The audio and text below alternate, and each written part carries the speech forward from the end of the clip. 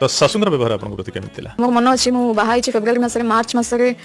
6 तारीख more data भी बहुत भल मन अच्छी मार्च 6 तारीख दिन शाशु कहते मैंने तू चाहूँ कि मो पुओठू मत अलग करदेबू बोली तो माँ तो किसी बताऊँ कि कहली कि ना तो सेमती किसी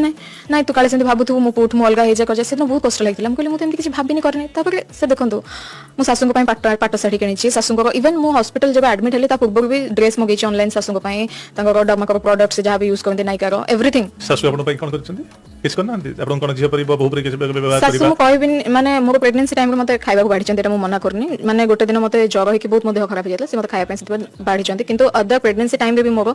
गोटे मु केबे भी चाहिनी सर एक्चुअली जे मो पई के बर्डन हो बोली केतळे भी आपन हस्बैंड आपन आ शाशु समस्त गोटे घर कहतलु ओके आ जो रोसई पत्र ना मेट के आसे को आसन निजे आपन सब कुक सर सकाळे से आसे राति के किंतु रोसईटा मिसिकी करू तापरे राति के भी इनफैक्ट मोर प्रेगनेंसी टाइम रे मोर माने मु से टाइम रे भी साग भाजीची बायगण भजा जहा कहबे से मिसिकी करके खाइबु माने चेष्टा करछि कंबाइन हे के गोटे जिंस